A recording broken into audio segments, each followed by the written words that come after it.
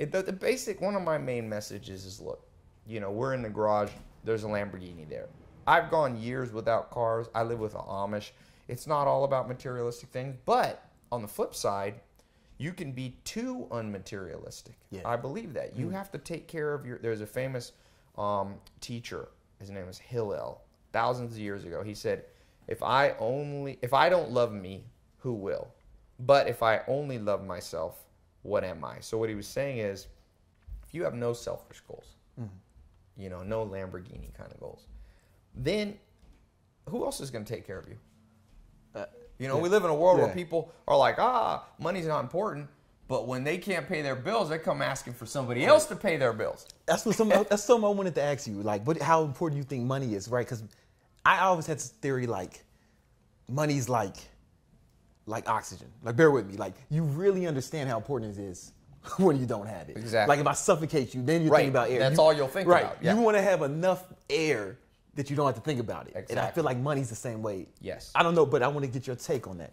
So I agree 100%. And the way I think about it is, and this is why, you know, I talk about not materialistic things, but I'm not afraid of talking about materialism. Some people are afraid of it because they don't want, you know, you get a lot of hate if you talk about materialism. Yeah. So the way I look at it is, life is like juggling, okay? A lot of people are trying to juggle 100 things. You can't juggle 100. Nah. But you have to juggle 4. So I call it simple. It's just beyond, it's not very profound, but it's profound, it's hard to do, which is you have to juggle physical health. I know a guy, billionaire, has a private 747. He's a Queens kind of, or friend of a friend.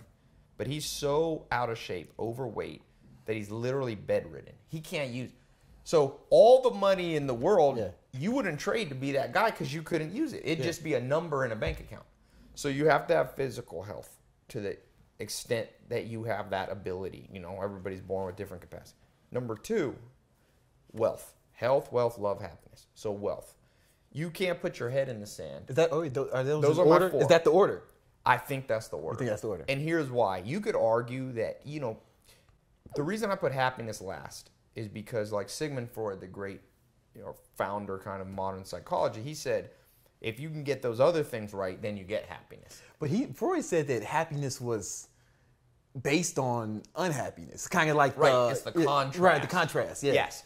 Well, right. So as you struggle juggling the first 3, you struggle for health, you struggle for wealth, you struggle for love and social life, then the happiness comes from overcoming, and that's the contrast. That's in Civilization is Discontent. So that's it's almost my favorite book in the world. You know, it's 130 million books written. That's almost my favorite. I read that one at least once a week. And so, listen, guys, if you're gonna read that book, most of you should get it on a Kindle so you can. Yes. People don't talk like that anymore. Yes. And you want to be able to look at the dictionary.